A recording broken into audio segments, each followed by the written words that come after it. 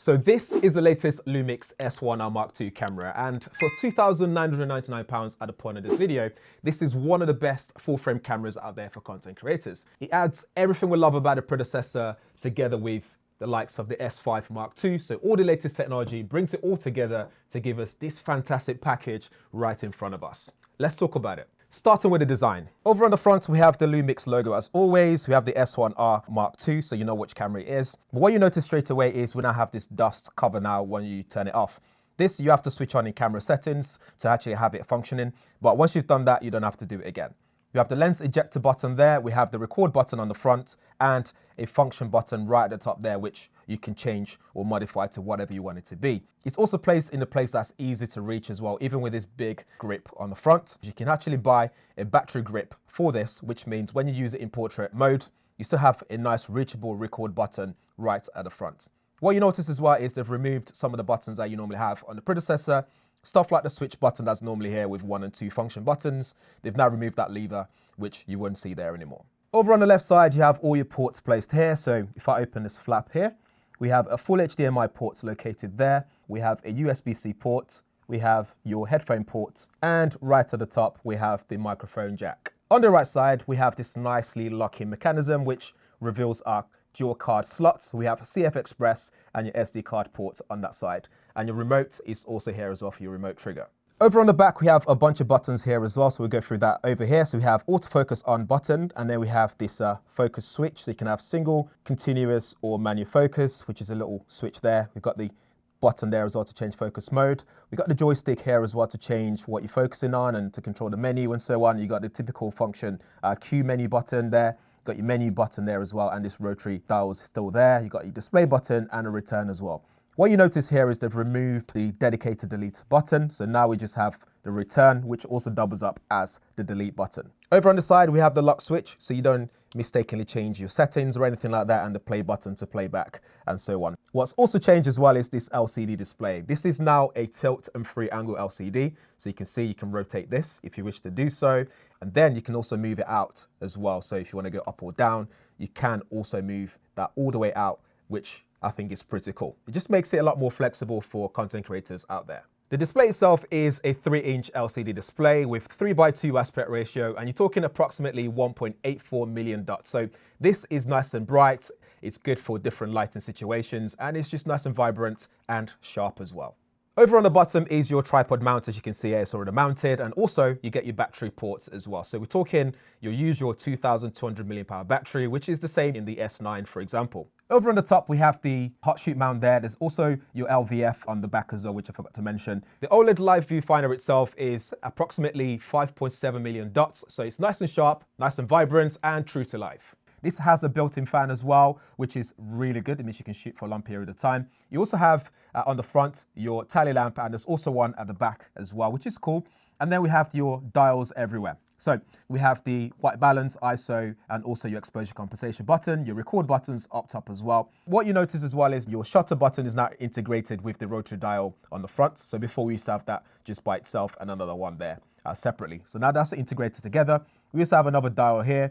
And then here we have your different modes for things like shutter priority, aperture priority, and so on. But you can also lock that down as well, so you don't end up accidentally changing things. So just press that down and that locks it into place so that doesn't move anywhere.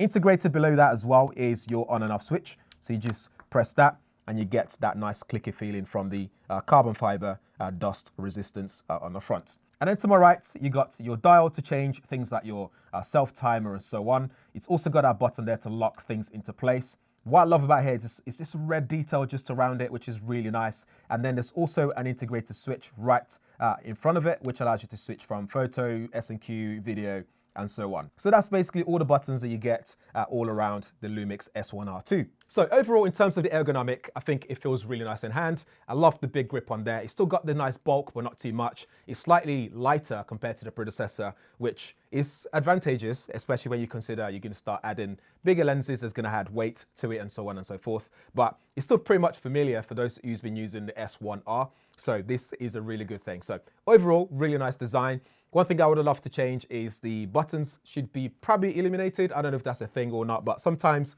when you're trying to use this in the dark, it's long. And basically, you get used to eventually when you start using more often, you know where buttons are just like the back of your hands. But overall, really good design. So whilst I'm not going to go through all the specifications for the S1R Mark II, here are some of the standout features that you need to know about. So right off the bat, for people that love their images or photography, this is a 44 megapixel sensor, which is brilliant. It means you can zoom in after the fact and still be able to use your images. It captures more detail, more light, and so on and so forth.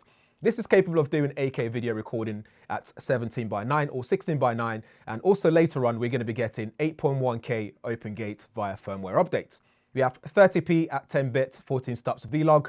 It can shoot 6.4K. And one of the most exciting things for me about this, which is something I use often, is 5.8K internal recording, Apple ProRes HQ, RAW, and just the standard ProRes as well. For those that like the slow-mo, you can shoot 4K 120p, 60p, and 10-bit full area video. For audio as well, one thing I really love that I already use in the studio with my DJI Mic 2, for example, is 32-bit float recording.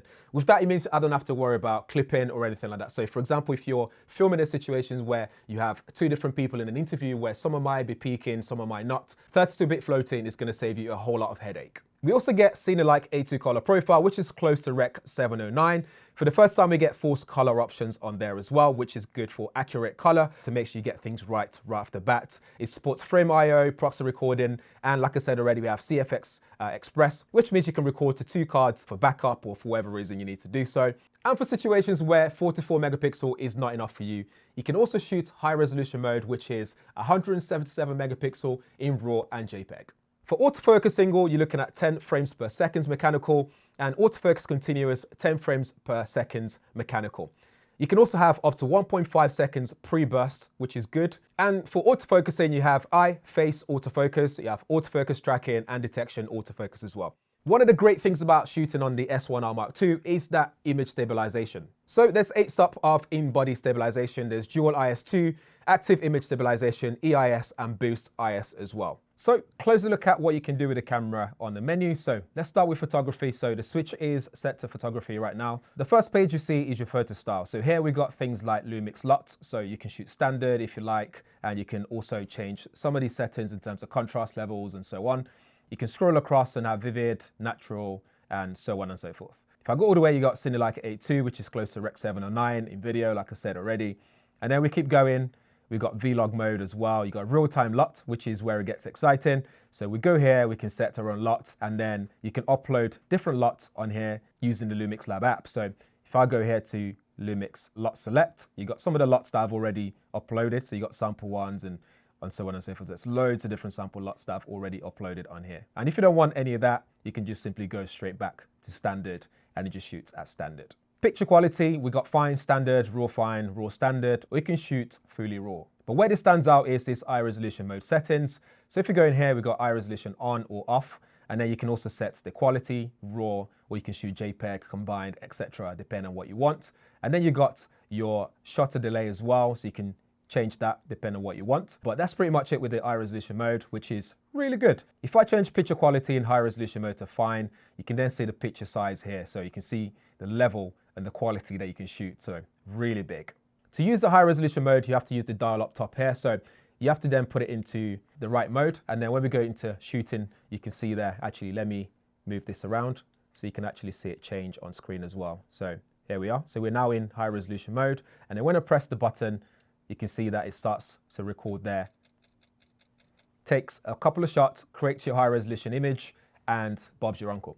In focus settings, we have autofocus detection settings. You can turn that on or off. But when we go into detection in terms of the subject, you have human, you have animals, you have cars, you got motorcycle and bike, train, airplane. So loads of options there for different types of photography. If we get to human, you can target different parts. So you got eye, face, and body.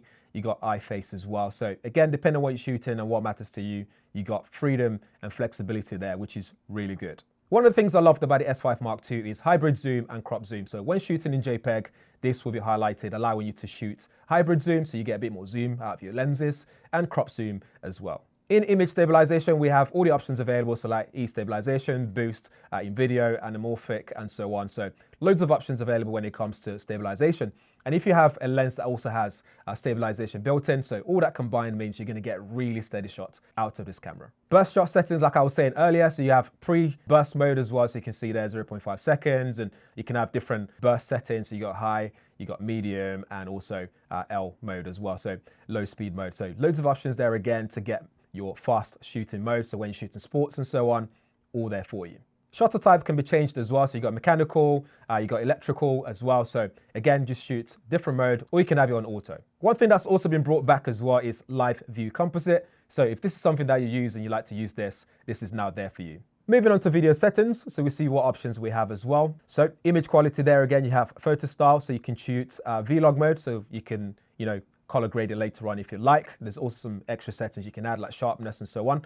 And then we can go to real-time LUTs, which allows you to, again, use the LUTs that you've uploaded so you can see things in real time. And then here you can select different sample LUTs or whichever LUTs you've uploaded, like we showed in photography.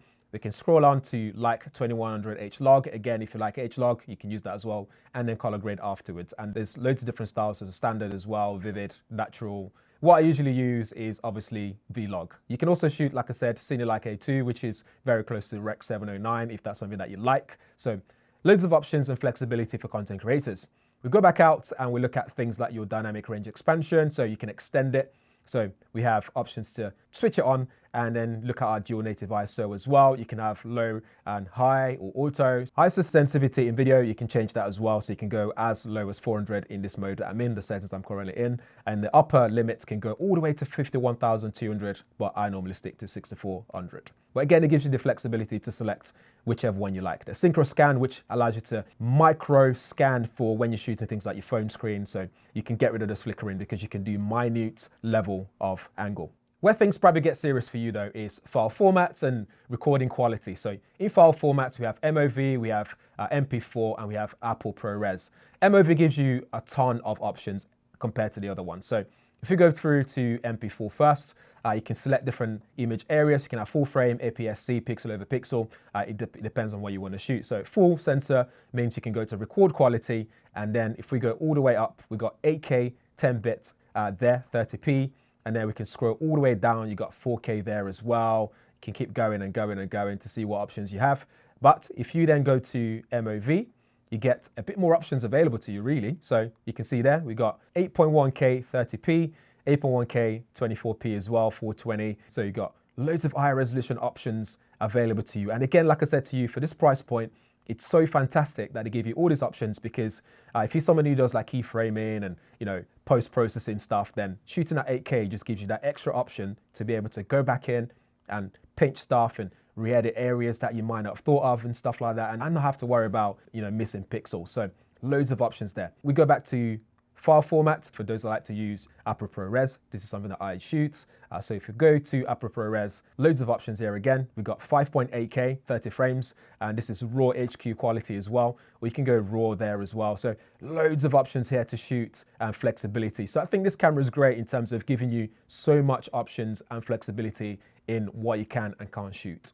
Autofocus settings is pretty much the same as your photography one. So again, you have AI autofocusing as well. So a lot of options when it comes to focusing at a subject. So options are there for you. When shooting in Vlog, what you probably care about as well is your dynamic range expansion. So when you got that on, you're looking at a base of 400 and upper limits of 2000. And when you have dynamic range expansion off, you're looking at 200 and upper limits of 1000. In Cinelike profiles, you're looking at 160 and 800 on the upper limits. And if you're shooting H-Log, you're looking at 320 at the bottom and 1600 at the top. And standard and all others, you're looking at 80 at the bottom and 400 right at the top. There's also a new app that's available to content creators called Lumix Flow app. With this, you can use your phone as an external monitor, or there's a whole video production workflow which allows you to do things like have storyboarding and tick off checklists as you're shooting on the go. So in external monitor mode, you get this display, which is very responsive. So as you can imagine, if I was to change the ISO here, it would automatically be responsive as I'm doing it. So you can see how reactive that is because obviously it's connected via USB-C cable. So it's very responsive, very good. What you can't do on here though, is change some of these settings from the phone. So things like your ISO, white balance, and so on, you can't change any of these settings at all, but it gives you all the required information that you need to see. So 420, 4K, etc. You can see the ISO settings and so on. What you can do though is if I select on this side this bit, you can see your histogram, focus speaking, for example. You can see zebra, audio level, frame marker. All these settings are here for you to see stuff. You can also hit record directly from the phone as well. So again, just nice and straightforward, nice and easy to use. You can even see your audio levels as well, which I really like. And that's basically it, nice and simple. The other option is video production workflow. So in here, you have your storyboarding. So you can have stuff on your smartphone that's already on your phone as well, or you can have it directly on your Lumix camera. So for example here, if you look at this short drama, so you got like script, so you tap scripts, you got options here, so you can see what exactly you're shooting, frame by frame, and then you can start ticking them off as well as you're shooting them. So if you went into a friend's bar one, for example, so you can see this sort of like sketches and what's gonna happen and the background and so on. You can add more shots to the frame as well. And so you can do so much more with this and just play around with it and see which one fits your workflow. This is probably not something that I would use because I'm still quite old school in terms of having my shots and my shot list and that kind of stuff. But I can imagine that will become pretty useful very quickly for people. So important specs and all the features and all the important bits out of the way. How does this actually perform in the real world? For me, the key areas are focusing, low light performance, and also the actual pixel quality when it comes to high resolution. So bearing that in mind, let's start with photography. When it comes to focusing when you're shooting photos, I think it does really well at picking the subject most of the time. So autofocus, whether it's picking the eyes, picking the body when you're shooting humans, it works really well. It's very fast. And if you really want to take control, obviously you can go to manual focus mode and do that yourself, but it's very good. The areas where I'm missing stuff here and there is when it comes to fast frame stuff. So for example, when I'm outside trying to capture some of these cyclists and stuff like that, sometimes I miss the shot here and there with autofocusing, especially in burst mode. So that's something to bear in mind. But I think over time, I'll get used to nailing the shot the more I use the camera. Low light photography is good as well, even with the extended ISO, so you can adjust it without having too much noise that you get on usable photos. I think even when pushing this to the far limit, you're still getting shots that it's still got some detail in it, it's noisy, but you can still pretty much use it if you really want to. Generally for me, when it comes to photography, Lumix color science is one of my favorite things. I think it nails skin tone colors and temperature and stuff like that. It works really well. When it comes to video, coming from a content creator rather than some professional filmmaker, I think this does really well when it comes to autofocusing because it just picks it up very well. You can change the speed at which it moves from one point to the other, but the autofocusing is really good. It's very quick. It's very good at picking the subject with no issues at all. Even in low light, it's surprisingly really good, which I was quite shocked, but honestly, I don't know why I'm shocked, but it works really well in low light. When it comes to the noise level and that dynamic range boost, it works really well as well. It depends on the situation, so you have to pick and choose when you want to use these modes. But they're all there for the flexibility while still retaining a really good quality and clean footage when you're shooting your videos, especially in that vlog mode that I use all the time.